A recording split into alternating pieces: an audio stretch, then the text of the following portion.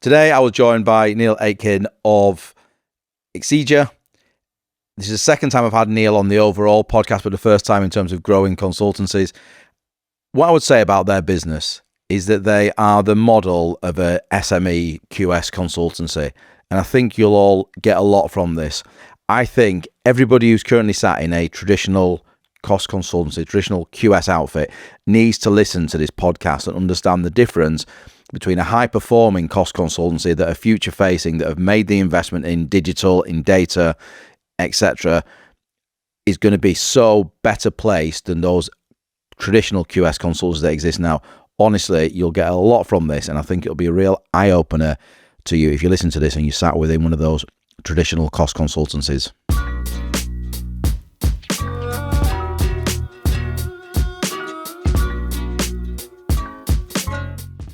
Right, Niall, welcome to the pod. Morning, Paul. Thank you. Well, it's still morning, yes. Thanks for having me. Good to be here. Absolute pleasure. No, I've obviously one of our long-standing clients, so I'm chuffed to have you on for the second time. When I first started Pegasus Radio, certainly over lockdown, I think I interviewed quite a few of my clients just over Zoom. You were very kind to do that at the time, but this is obviously a bit more of a grander setting now to do it this time around.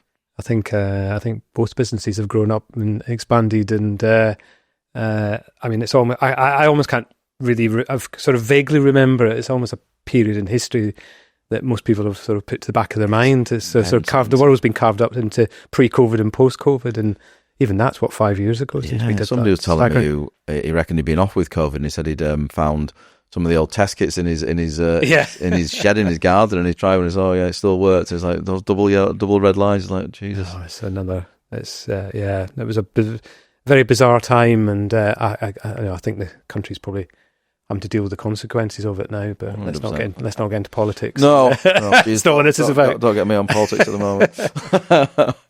So, Niall, for the people who do not know the business, can you just give us an overview of the business now in terms of current headcount, main sector focus, etc.? Sure, yeah. So, the business started in 2012. So, it's about 13 years if my maths is right. And that was started by three guys, Dan, Dave, and Richard. And then I joined them about 24 months later. And we started off predominantly doing commercial office work, refurbishment work, and we've grown up now to, we'll soon be, depending on where we get to by the end of this year and beginning of next year, probably a headcount of about 100. Excellent. So one sign off today of mine. Well, the result. Fingers crossed. It's over the line. Good, great. So the headcount's up to that. But we realised that being purely focused initially on office refurb meant we realised that we were quite over reliant on one sector and one particular part of this office sector. So we've made a real push, and part of our overall strategy and vision for the business is to really grow other sectors. So we now do quite a lot of occupier work, so the corporate fit out. We're doing a lot more residential. We're doing a lot more what we call health, science and education. We've sort of grouped those three sectors into one sort of combined sector, which Nigel leads on. And we've picked up a lot more office new build as well as the refurbishment. So we're kind of trying to diversify. And then we also do, we've got a small team that look at infrastructure work. So that's more strategic land and master planning around large scale residential development. So one of the schemes we're working on is a 15,000 new home development down in Kent. So basically putting in all the roads and pipes and wires that provide for these developments. So we've kind of really gone on an intentional strategy of trying to diversify away from just doing offices, which we all love doing offices because they're great buildings and they're great teams and great clients that we work with.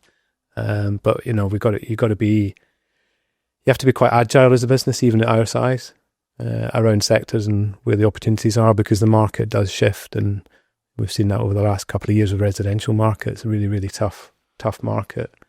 Yeah, absolutely. But offices are coming back stronger, and there's opportunities in the infrastructure and fit out, and part of our growth has been not just balancing our sectors, but also taking market share from others and growing the business that way. So whilst it's been a really tough market, we've continued to grow, particularly over the last 5 years since probably we last spoke. Yeah, no, it's been a phenomenal success story.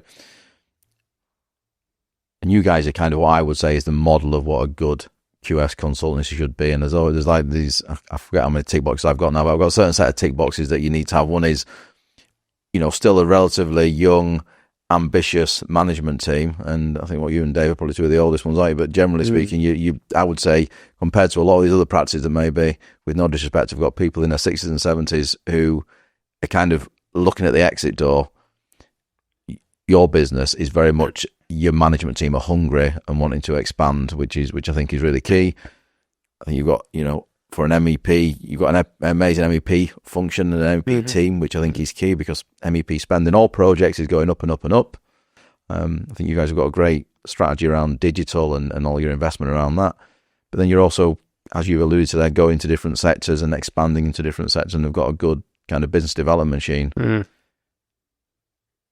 You could argue that all of that should be really common sense, but there's a lot of your competitors who just are so far behind you guys in a lot of that in the SME world. Yeah, I think part of that growth is, we've got our sort of individual ambitions and within the partners and within the partner group, but also we've got a huge amount of like rising stars within the business. Succession plan, that was the other one of my and everybody wants to get on, and we've got a huge amount of people that want to be partners and want to be part of the growth of the business. And I'd also say, I think perhaps, I don't know how our competitors operate. I'm not going to comment on them, but we're quite agile in how we think. So if someone within the business at any level comes to this, like the senior team and said, I've got an idea, I'd quite fancy going to another territory, like we've opened a Cambridge office recently. We might explore other geographies within the UK, or if someone said, I've got a real burning desire to get into a new sector, we don't have like committees and management meetings and discuss, debate. We do plan it proper. We do a business plan around it, but decisions will be made quite quickly, which enables people to to get on and crack on and make some make change and create opportunities for themselves.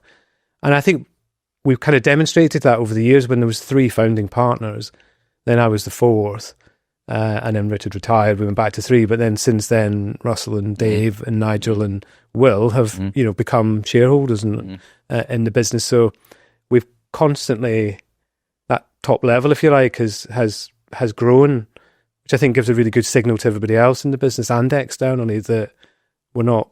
I think we're probably a little bit different to some of the other businesses where perhaps some of those senior positions have been, I don't know, sort of locked slightly. I don't know what the best way to describe it is, but some people have struggled to see a career progression for themselves in other businesses, which I think we're demonstrating through not just talking about it in interviews, but actually showing it in real life that it does happen. Yeah.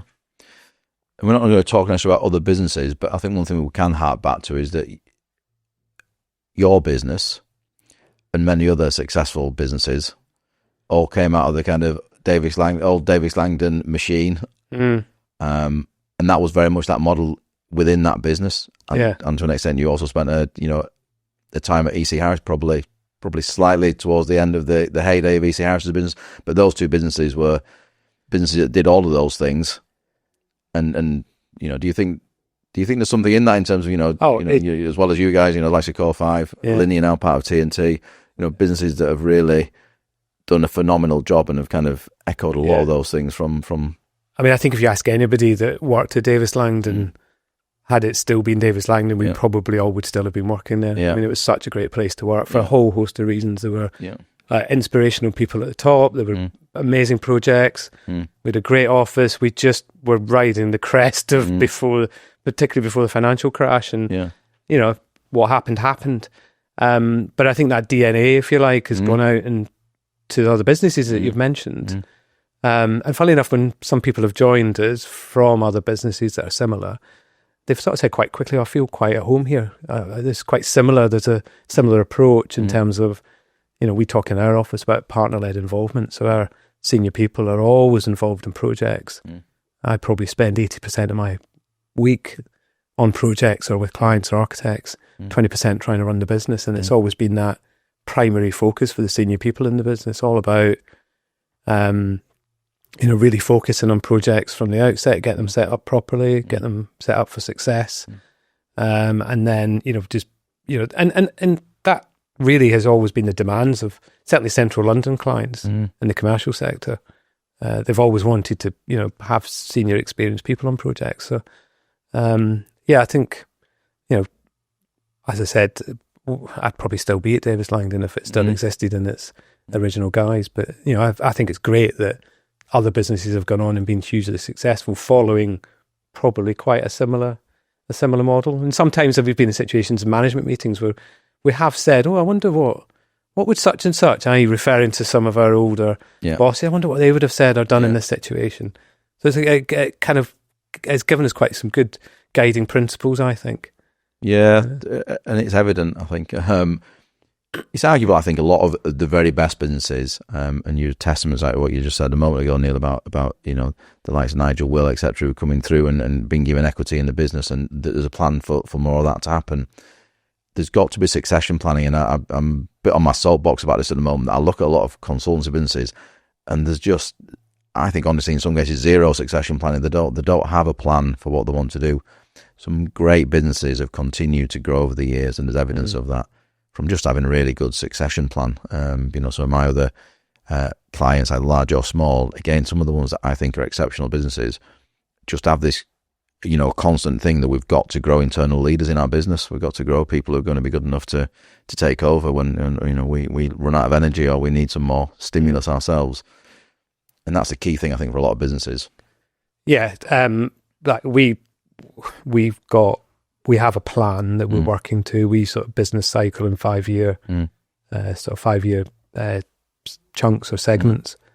And we've got revenue forecasts and we've got sector growth plans. We've got a real kind of vision of what we want to get to in the next 5 years. Yeah. When we get towards the end of that 5-year plan, we'll have another 5-year plan, break it down into manageable chunks. Yeah. Everybody in the business comes along on that journey, all the partners, including, what we call salary partners. Yeah. They're involved in the decision making around that. They will be, and then the associates as well are then brought along with that, and everybody's pulling towards that overall kind of ambition. At some point, I've got a milestone birthday in 2 weeks' time, but at some point there'll be another milestone birthday, and we've got retirement plans within our shareholders agreement. It's all set out there how one person leaves the business in the event of a retirement. But that's got to be backfilled by someone else coming through, and we've got some great people in the business who I've got absolutely no doubt it will come from within. Yeah. You've got a set age that your partners have to retire. Yeah. Yeah. We haven't got anybody who's got to that age yet. No, we may well change that. You're a fair distance. I think there's some of us in the business. They probably wonder what they would do once they stop working. They're so committed. Well, it's really interesting that, and I think you could argue on some levels that model is crazy because you're forcing somebody good to leave the business. Yet, actually, every business that has that model, every kind of LLP that has that model, and the partners have to leave usually around kind of early 60s. It keeps it healthy because if not, people will stay on and stay on and stay on, and that's where you don't get the succession planning. So for you, as much as even you're a long time away from that date, it keeps you guys honest that you've got to build future leaders. Yeah, and I think there's one business I'm always pretty vocal about. One of the larger consultants, I think, a pretty awful traditional business in many ways. One of the issues is they've got very old owners of the business who aren't prepared to let go of it, and it's like, well, then you're not blooding the new youth of the people who are going to come through and take over the business eventually. I think, Paul, you've got to take it seriously because even though when the business started, succession planning and retiring wasn't even, that's not a priority. Yeah. And I don't think it necessarily is a priority in the next few years. No. But it's something that has to be thought about, and we do spend the time and effort trying to train and coach and mentor those junior partners so that they can become the future leaders. And if that business grows, and then it gives the bandwidth for people to retire. Yeah. Well, again, you guys obviously he's been on the podcast. We've got Matt Easton on the podcast a few weeks back. I know you guys invest heavily in Matt, but on top of that, just your guidance and leadership of what you've done over the years to kind of support your younger partners to become what you need them to be. Yeah, but well, we do try, and I think going back to that point about COVID, I think there was a whole period of that coaching and mentoring, that one-on-one conversations was lost during COVID, and then remote working and flexible working makes that even harder. So even just those, we talk a lot about even just those moments where you and a couple of you or three of you are going on the tube to a meeting. That's a great opportunity to get feedback, hear how people are doing, do a debrief on the way back. That was lost for like good, 2 years, 3 years.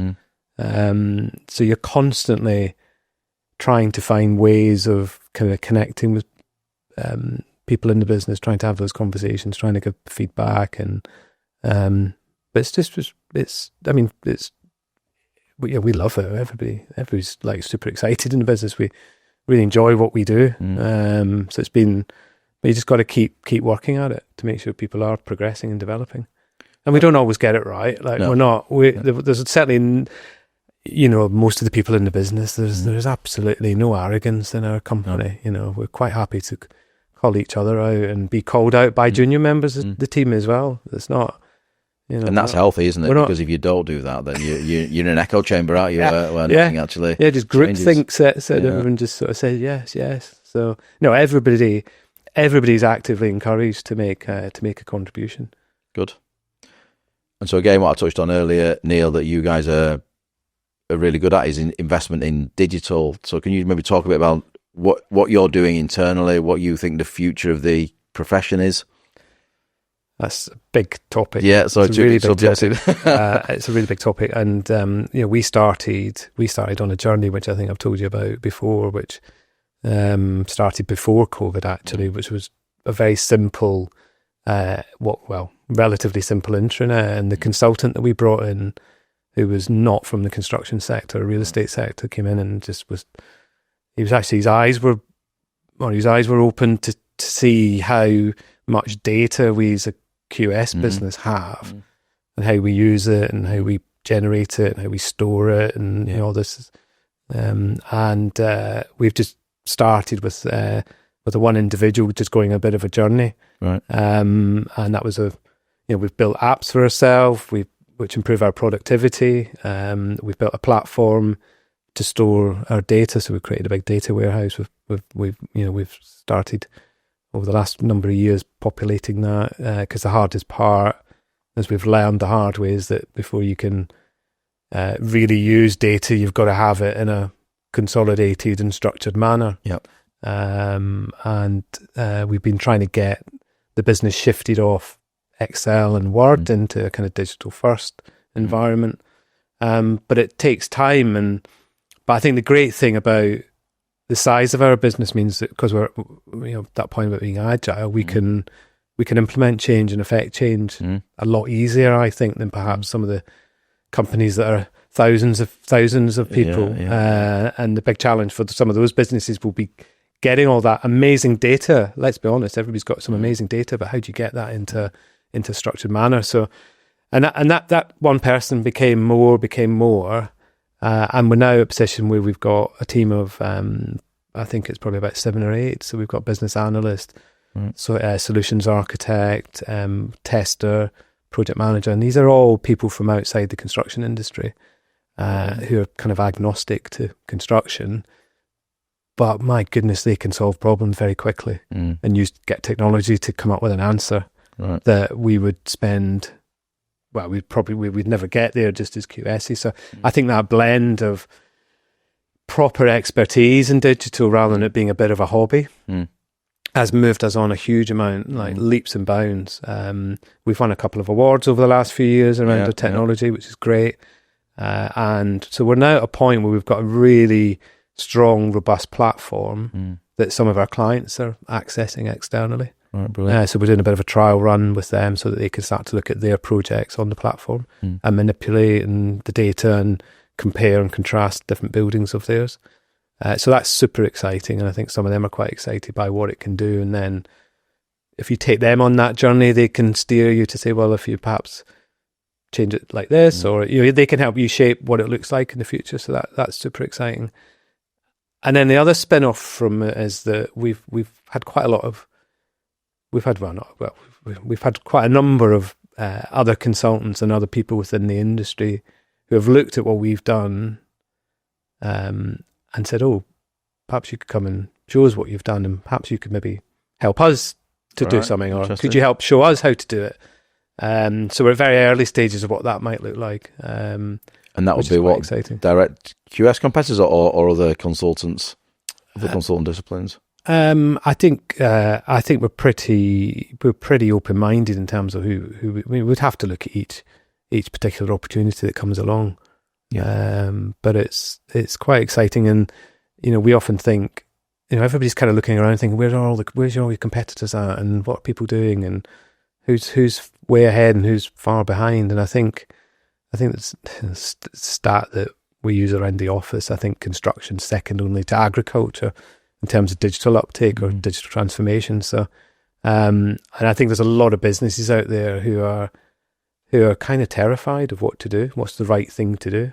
And there's so many examples of failed IT projects. There's so many examples of bringing in huge companies, big consultancy firms to do IT change or to do digital transformation and not getting it right.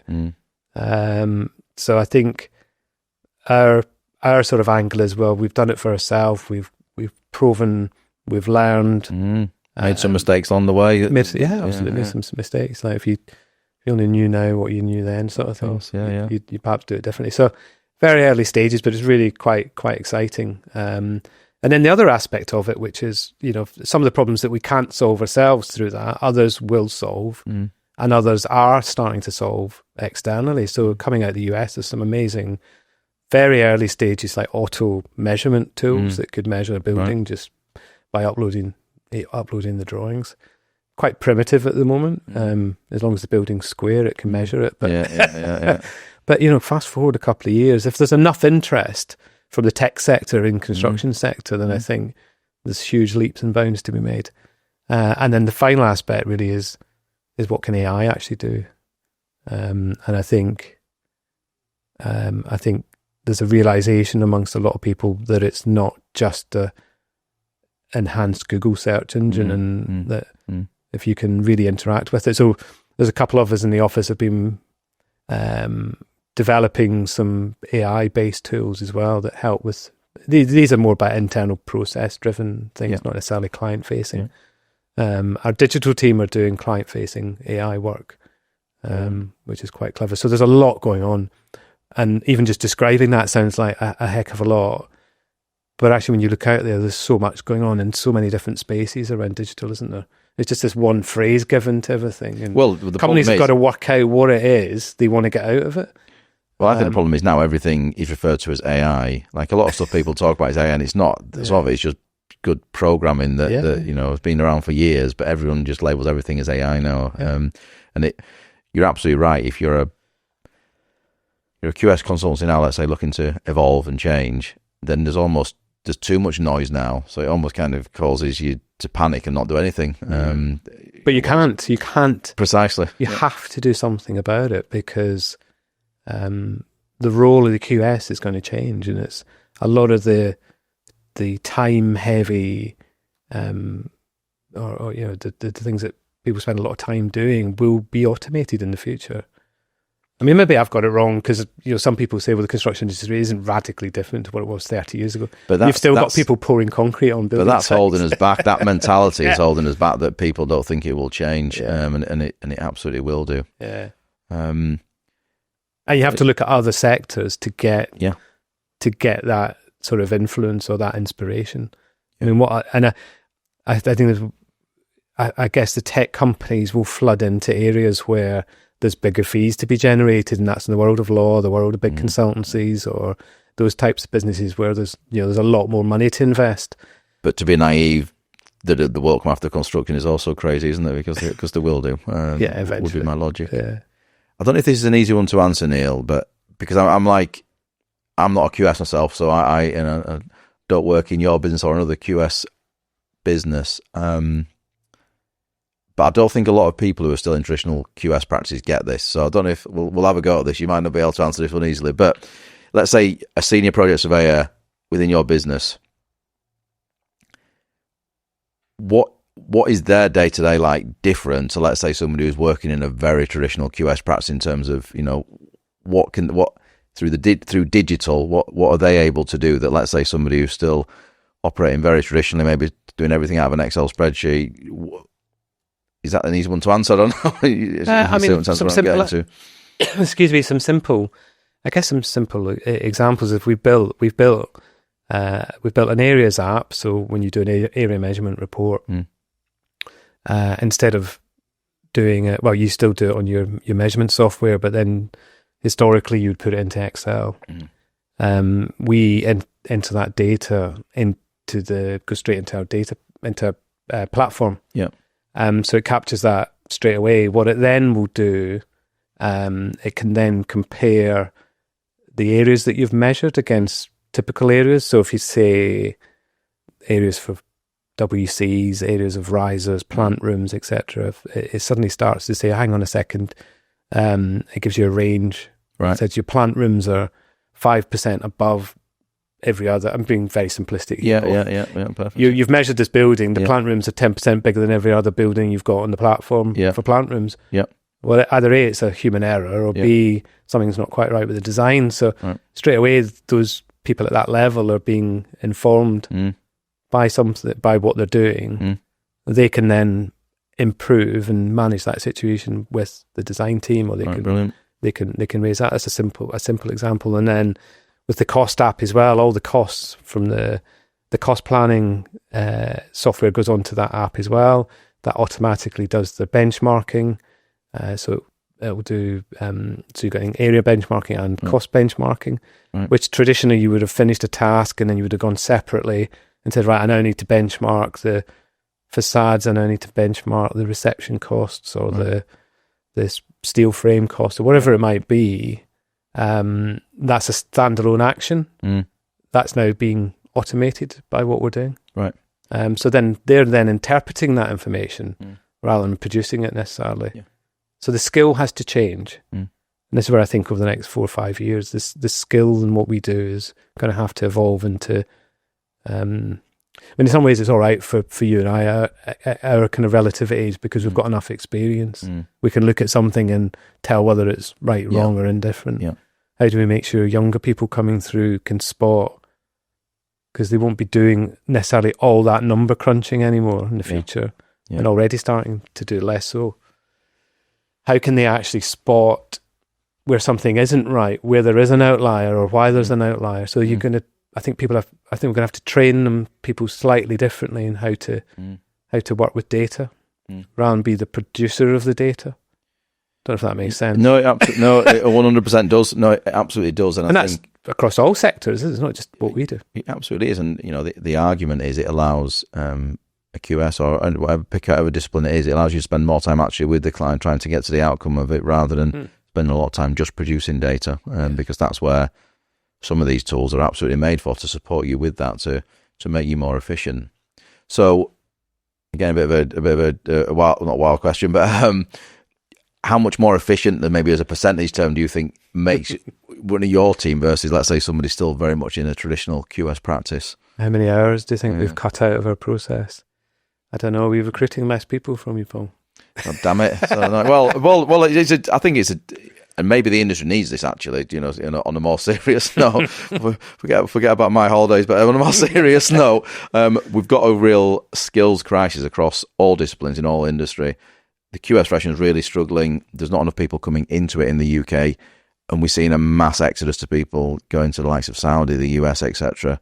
So it is becoming more of an issue, isn't it? There's not enough good people around. So logically, the best consultancies will have to find some efficiencies. It's not about trying to do it cheaper or find a different way of doing it. You have to. There's no other way.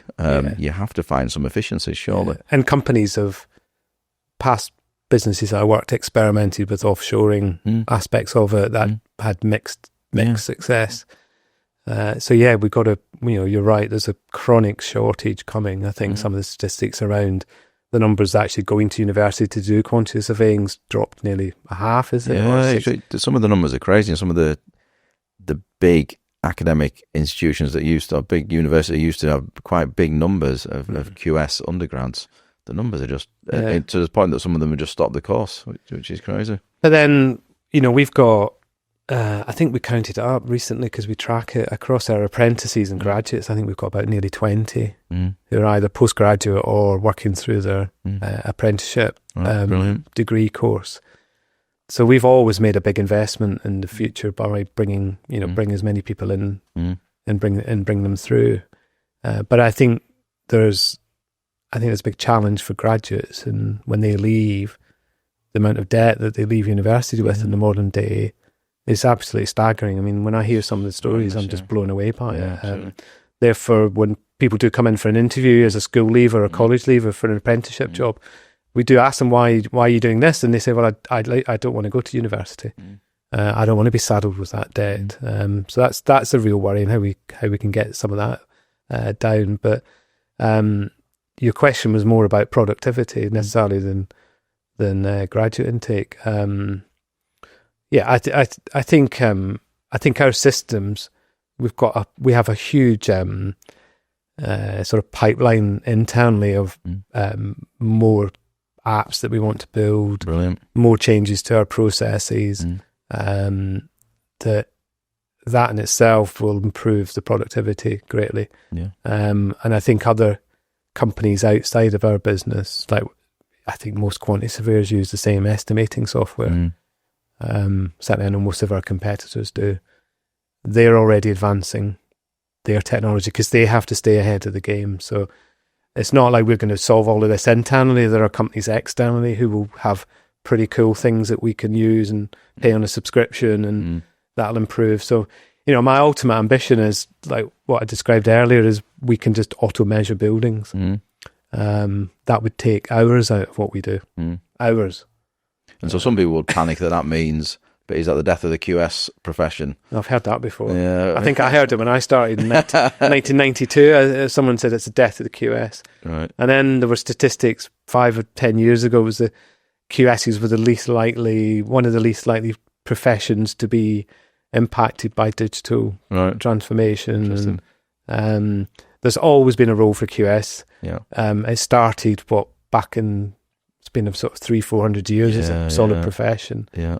It just changes and evolves over the time. Yeah. And it will change again over the next, and I think in the short term, I think it's going to happen before I retire, that our role is going to be quite different.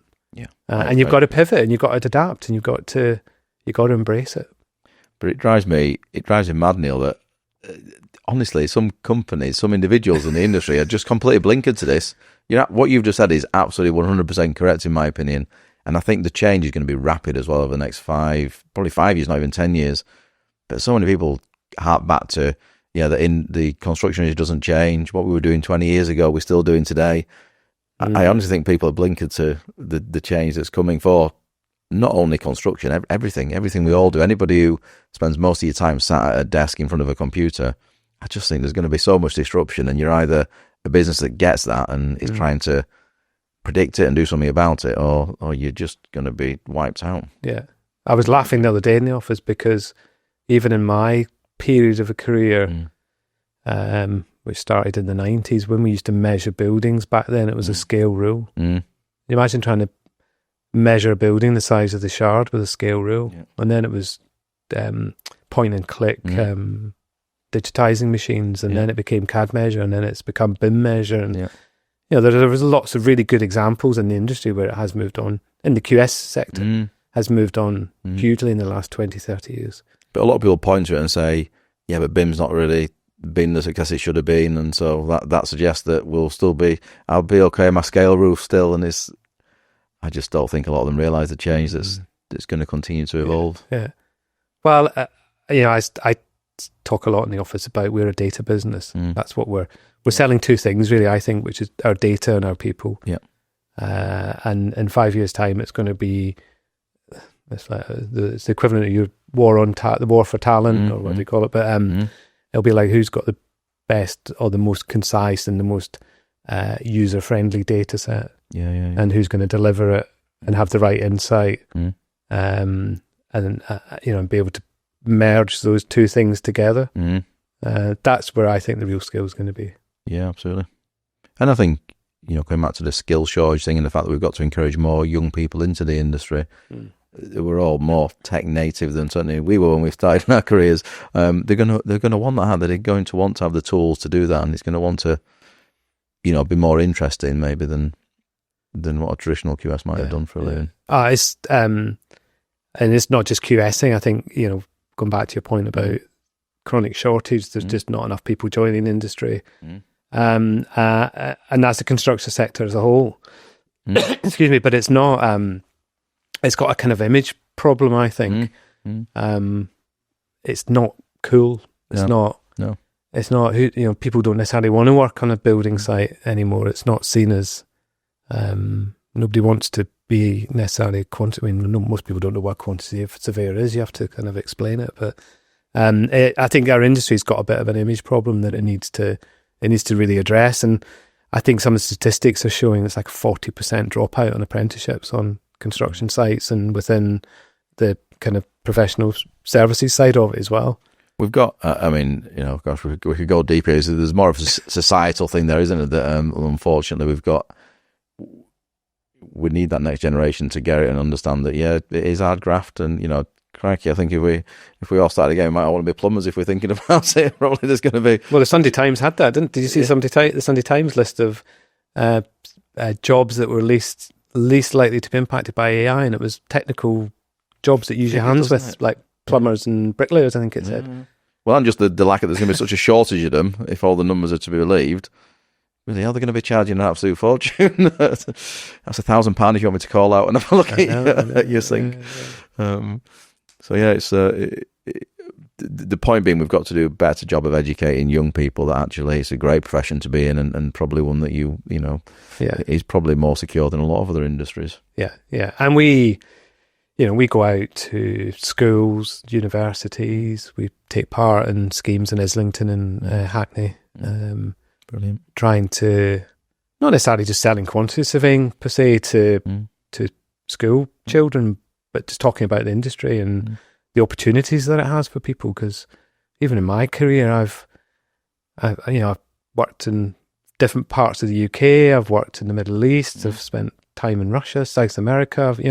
It's afforded me huge amounts of opportunity. And you're talking about people going to Saudi and the kind of rush to where other people are going at the moment. It's quantity surveying is a great profession if you've got itchy feet and you want to travel a little bit. Oh, it literally is. It really is. Not that we have any global offices for anybody that's interested in joining us, but it really is. I think particularly once you get those magic 5 letters after your name, it literally, a US chartered QS, a UK chartered QS is still seen as the top of the tree, and you can literally, like you say, just spin the globe and say, right, I want to go. Yeah. And the RICS, but its global reach and the history and so on means that you can pick yourself up and go to Australia or go to Hong Kong or go to places and slot in quite easily. So it's it's great. It's a great profession.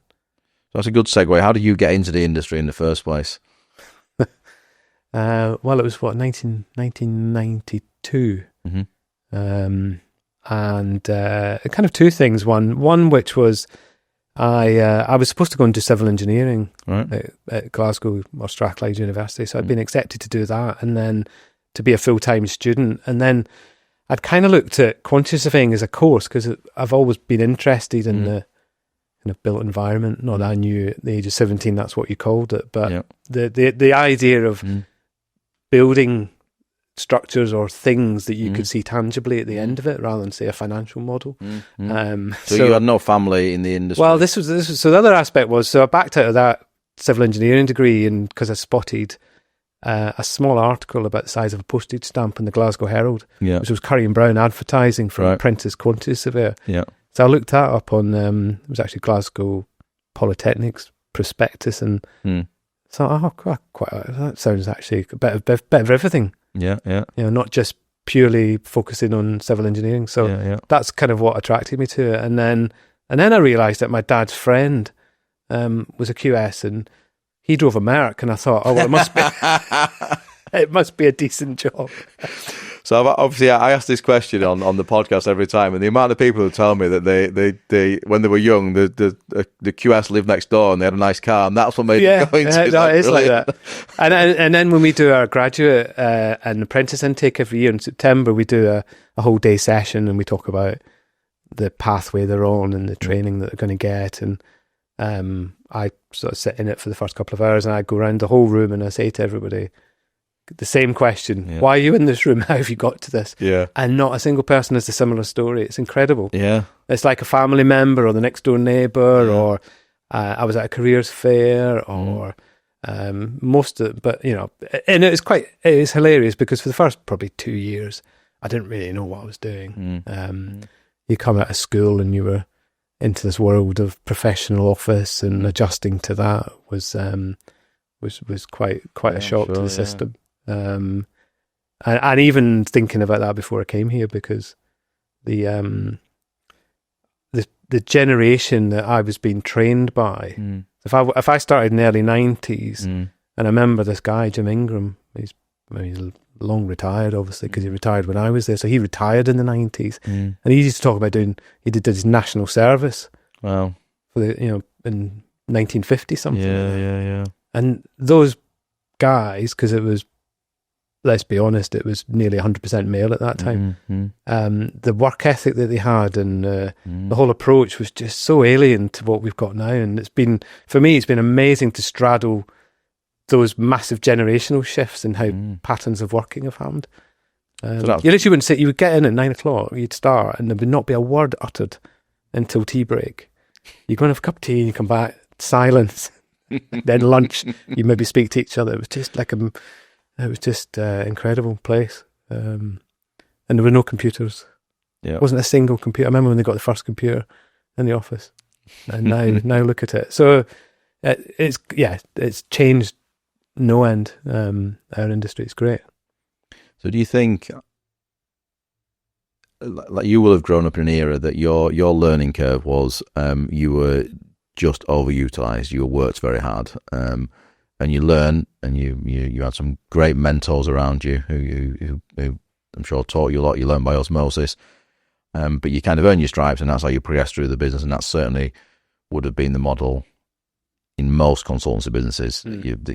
You bloody worked hard, and you were also a good individual, and you could communicate with people, and you probably rose up through the ranks that way. We've got a real dilemma now with that. A lot of current generations, and maybe they've got it right, are saying, "Nah, I've got stuff to do. I'm not working late, and I don't really want your job, thanks." So, how are you navigating that as a business? Obviously, we've touched on the fact that you've got some great future leaders coming up through the ranks. But what's your take on how that? Because the industry is already, as we said, has got a skill shortage. Yeah, you want to retain. We've now got a productivity challenge, and you also want to retain your good people. Yeah. I think, without harking back to the so-called good old days, as everybody likes to refer to them, because they clearly aren't the good old days, because we're doing things a hell of a lot better now. But the only bit of feedback you got in the 90s was a pay rise at the end of the year. That was whether you knew you'd done a good job for the year. Right, okay. And I don't think that's how you should manage and coach people at all. And I think people overplay this about younger people now. They want, people say they want too much feedback. People get really critical about it. I think that's nonsense. I think it's really important to spend time with your staff and give them that feedback, whether it's on a technical task or whether it's how they've operated in a certain manner. And we do formal reviews twice a year, set objectives for people which are set around what their career aspirations are, where they want to get to in the short and medium term, and we work out how they can get there, and that's been recognised because we've got Investors in People gold accreditation, and we're working towards platinum, which is the highest score. Going through that process, or we've been through that process ourselves. You realise obviously we just got whatever silver, and then so I know the point is, I know the hoops you have to jump through to keep on going to those levels. Do you also get IIP for tech as well? Did you? Yeah, that's what we got. We got that award through IIP. But I think it's it's about trying to create that high performance culture, and to do that, you have to have a constant feedback loop. I think, and that goes both ways. So you've got to be feeding back to the people in the projects, and they've got to be feeding back to you. You can't just. You talked about osmosis. You can't necessarily. You can do a little bit of bi-osmosis. You can soak up in the environment around you, but you do have to spend time with people. Just think how good they could have been 40 years ago. Maybe they weren't as good as they could have been. Absolutely. And you take a lot. I think like IIP takes a lot of reference from. You wondered when I was going to bring cycling into this, but I think David Brailsford was quite a big influence on IIP and how to get that extra bit out of people. If you can get another 1 or 2% out of people, absolutely, make them feel part of something, make them feel like they've got a future, 100%. Career direction, then they will stay till 6 o'clock, 6:30, 7. But even then, as a business, I know firsthand. So I mean, you're office enough kind of towards late in the day. You're not a business that's driving this kind of high hours culture by any extent. You all recognise. You've all got things to do outside of work at the end of the day. There's pockets of it, and I think people have to be realistic about any professional services job isn't a 9 to 5. No, and there are times when you hit a crunch point that you've got to all put in a shift. Yeah. But we offer, some of the things that we take the company away every year. Genuinely,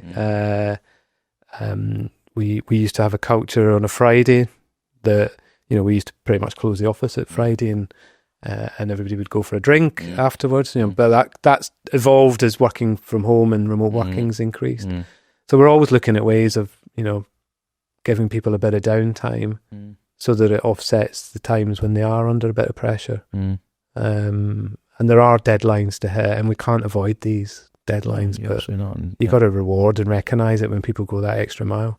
That's the key thing, isn't it? Is that reward when somebody does do that. It's there are too many businesses where it's just expected, and there's no kind of there's no give and take. It's then, what do you mean you need to drop your child off at school? It's like, no, I need you in at 8:30. I was just working until 8 this evening. Come on. There's got to be give and take to it, hasn't there? Yeah, and we've had. We even before the pandemic, we had people on. Specific arrangements in terms of coming in and what times they left, and we just strongly believe there's a job to get done, and if people want to do a bit of it at home in the evening, or if they want to do it in the office, or they want to work at home, it's actually the measure is how good is the output of the work, how you get from A to B. We kind of trust everybody to get there, and I think a lot of businesses and people struggle with that. If I can't see you, then I don't know what you're doing. We don't really have that mentality. We judge people by the quality of the work that they produce, and that's recognised by our clients. Good. So, approaching 100 heads. Yeah. What's the plan going forward? Well, we have this rolling 5-year plan. I think the plan is to essentially double in size. Right. And actually, when we set that plan about 18 months ago, we thought, how on earth are we going to do that? And then when we sat and broke it down into sector by sector, and we realised that residential, health science, education, infrastructure, potentially data centres, potentially other things, and if we could do and emulate what we did in the office sector in terms of taking market share, getting really good people in, then actually we could probably do this. And we've got people coming through. There could be some strategic hires in the future.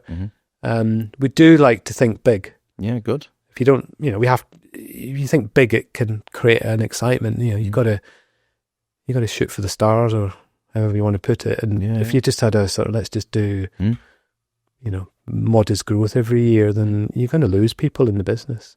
People want to be part of something that's exciting and growing. And they've got to see a future, haven't they? There's an opportunity for them to eventually maybe get equity in the business. There's got to be an opportunity. And we've demonstrated that internally. We've taken lots of people through what that model looks like. We've shown them what the headcount could look like, albeit AI may well disrupt it. You might be doing similar revenue with less people, or different people. But nonetheless, we've shown the majority of people that there is opportunity there, and there isn't a glass ceiling. But hopefully with the platform, and they've got a part to play in that. That's the thing. And there's a lot of people in our business who've got that kind of entrepreneurial spirit who see what it takes to get on, and they're willing to do, and they're willing to take those risks and put themselves out and go the extra mile, which is great. And you've got to encourage that and nurture it. And you think those people naturally have that, or do you think you're developing that in them, or somewhere in between the two of those?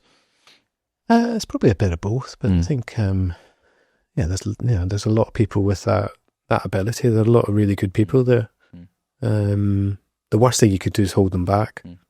100%, yeah. Because they'll go elsewhere. And that makes our business weaker. It makes someone else stronger. So, why would you not think about opening an office somewhere else, or going into a new sector, or if it means you keep good people and you enthuse them?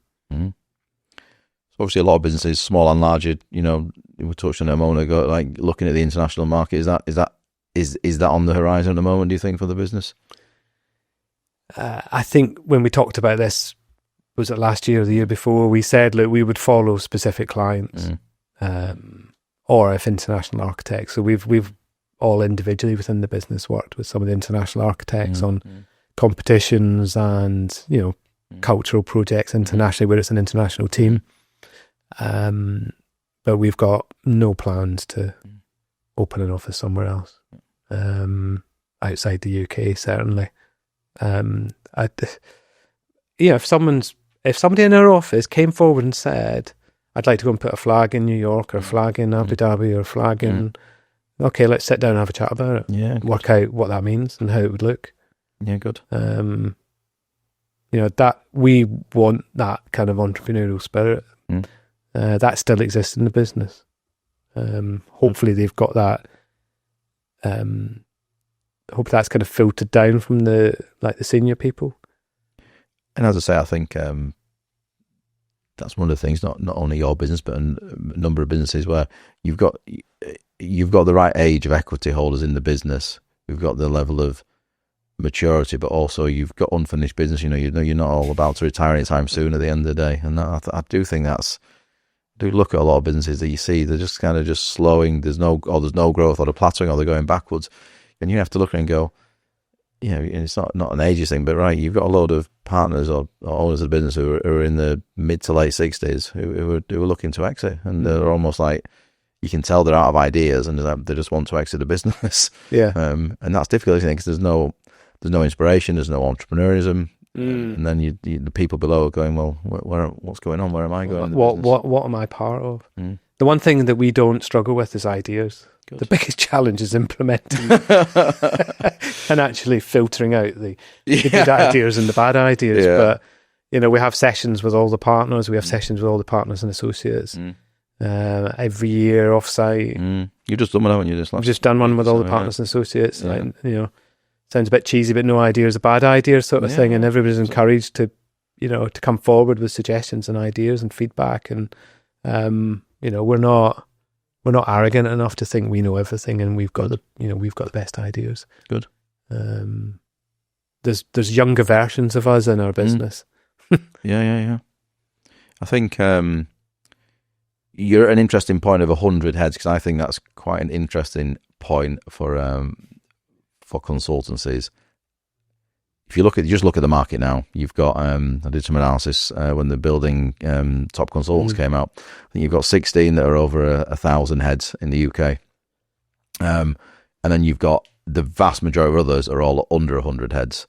There's very few who sit between that 100 to 1,000, and arguably it's because the market is in many ways more challenging for that kind of medium tier organisation. So as well as you can see there's growth in those sectors and there's opportunity to take more market share, is there any kind of wider strategy, Neil, how you get from 100 to 200?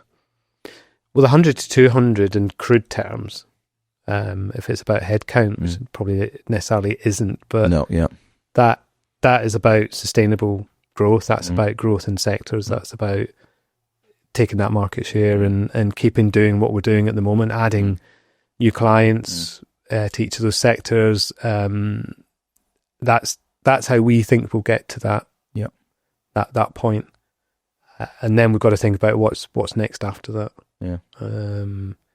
That might be for someone else to worry about, not me. Depends. But it's 5 years, so I will have to cycle off into the sunset. I will have to. Yeah, one day. But probably will have to worry about the next 5 years. There's a good at least 10 years that I've got still to go. I find it appalling even to talk in that sort of terms about having 10 years to retire. But crazy, isn't it? Yeah. Well, maybe not. Maybe. Well, we'll see. We'll see what happens. But yeah, it's interesting because I think those big businesses, though, these 1,000 plus, they're doing very different work to what we do. Yeah. They're doing large scale infrastructure works. Yeah. They're doing, airports. They're doing perhaps some international schemes through that. Some of them are probably doing more than just quantity surveying, QSing. Oh, for sure. That's all we do. Yeah. That's literally all we do. We don't do EA, we don't do CDM, we don't do lots of the other building surveying. We don't do lots of the other kind of bolt-ons that some of these other firms do. So I do wonder when you break it down, actually if you break it down into who's amongst the biggest QSs in London that just do QSing, kind of independent, then we're probably the one, if not the one, probably the largest sort of sole QS practice now. Yeah. Yeah, you will be. Yeah. There's a nuance in that. Maybe I'll explain that off here. But anyway, we're certainly one of the largest. But that's focused on quite a small market. And if we wanted to get into these big infrastructure projects, and that's when you've got to ramp up the headcount. That's when you've got to be sending 20, 30 people out onto a site. And that's where, and that's also been the graveyard for a lot of consultants are trying to do that because it's a different. You're stepping into a different game to play than that. I think. Well, even back at Davis Langdon, I can remember they had two huge projects. They'd worked down at Heathrow and they had the 2012 Olympics. And bear in mind, 2012 Olympics is just down by Canary Wharf. Yeah. It's all of about 15 minutes away from the head office. And could they persuade people to go at first? Really? Wow. Could we get people to go down to Heathrow? It was a real struggle to get people to leave central London. Because people, I think there was a lot of factors back then. People wanted to be in the head office. It was a great place to be, but the thought of, I think a lot of people struggle with the thought of being on a singular project for a good 5-10 year period because you get really fatigued. And I think there's a certain type of person who's more able to do that. I think sit on a big project for a long time. And you just see the churn of people, not just in the cost role, but the PM on the design side of it, or even the client side of it, on these huge programs of work. It's, how many people started and finished Crossrail? I think that's honestly my hypothesis as to why a lot of these big, massive schemes end up over budget because ultimately you have a change of guard, or people lose interest, enthusiasm for it. And I think it is all to do with personnel as much as anything else. Yeah. I'm sure there's a lot more to it than that, but I do think, compared to a project that you can own and run yourself and manage yourself, I think there's I think people just get fatigued on these mega programs sometimes, and that's why that's not taking anything away from any organisations delivering or supporting delivering those mega projects. It's just surely a natural thing. If it's a 10-year project, you're going to see a change of leadership, change of people in the business. Different people are going to go into different challenges. Yeah, and I'm sure that must be what impacts sometimes these cost overruns and time overruns. Yeah, it's a real challenge because there'll be some of these huge programs of work where the people setting them up at the beginning know they are not going to be there at the end. They're just not, because you're setting projects up or programs up, it tends to be more senior experienced people. If it's a 10-year rollout or 15-year rollout, like some of the schemes we're on, I think one of them is probably a 20-year master plan. Wow.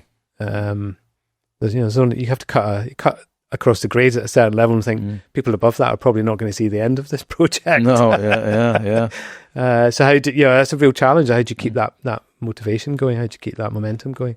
Yeah. And I'd say, appreciate health science education, but I'm assuming I'm right in saying a lot of health science education for the business is still in the private. Yes. So is there an appetite to go into the public sector, do you think, as a business? Or we've got if on the residential side, we're doing like 400 or 500 units for Hackney directly to them, social housing, which is great. We've got some public sector projects within education and the health side. But you're right. At the moment, it's mostly private led. But we've got when we're trying to grow those sectors, we're trying to be quite focused about it. And certainly at the moment, the S makes up the lion's share of it, which is private, life science, Oxford, Cambridge, King's Cross, that sort of classic art that people talk about. And the education would be more around private schools, further education, and so on. Yeah. I think when you get into the big public sector frameworks, again, you're straying into that world of, you probably need, 20, 30, 40 people solely able to deliver those big frameworks, and we're not at that yet. That's not what the short-term plan is. We see better value and actually probably for some they might see it as better or more exciting projects in the private sector at the moment. You've fundamentally got to have stuff that your people want to work on and that you can make profit on. And I think this is where a lot of businesses, and this is I do think just reflecting on other businesses that I think are between the 100 to 1,000, you are entering that kind of danger zone, Neil, of a business, I think, where a lot of businesses do then try and buy work, and they'll take on these big public sector frameworks. And the reality is some of the work, not all of it, but some of the work is pretty dull stuff. And the margins are not, or your fees are not great on it compared to some of the private sector work. And they almost get to a point where there's big parts of that business making very little profit, and they've got a constant strain because people leave because they don't enjoy the work.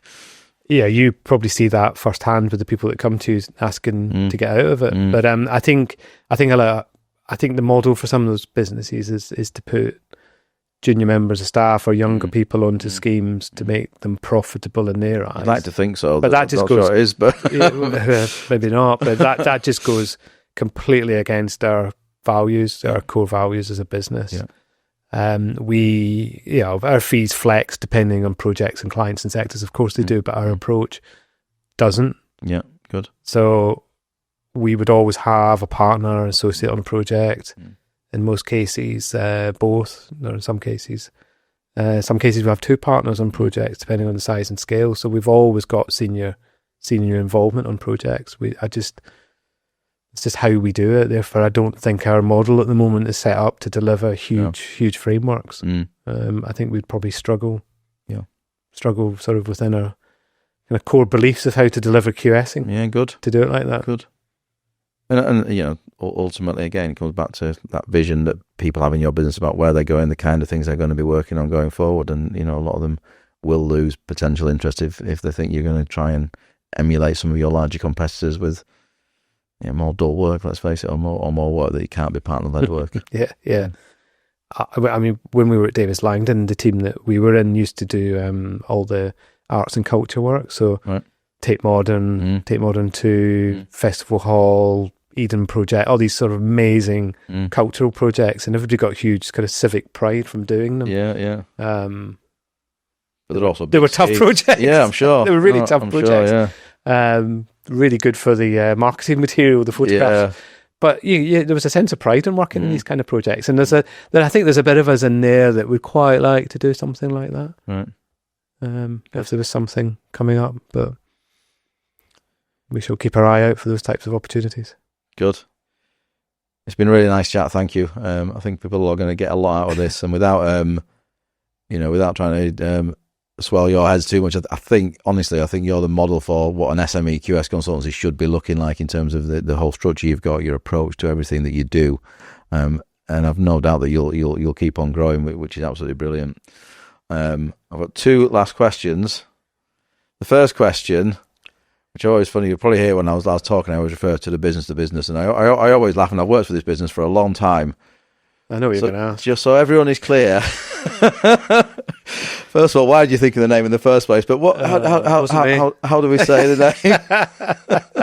I think there's about 10 variations of the same theme. I think that works quite well because everyone seems to remember, the company, what are they called? Nobody can say. So I'm not going to definitively give you a hint. Brilliant. I actually used to say it on the website. I used to have the phonetics on the website. Yeah. That was removed. So maybe we should start that again. Yeah. Put it back on there. Yeah. Brilliant. Right then. Well, that's helpful. Thank you. And the very last question, who would you say has been your best boss or mentor throughout your career? Wow. Can be more than one. Can't be more than one. It can be more than one. Can be more than one. I think there's probably a good 4 or 5 in there somewhere. I think there's, that older generation that I worked for at Curry and Brown. I used to call them Mr. They were all Mr. Mr. Ingram, Mr. Burns, Mr. Loudon, Mr. It was like... Because it was originally a Scottish business, wasn't it? It was Curry and Brown. Yeah, it was. Yeah, that's right. They did a lot of...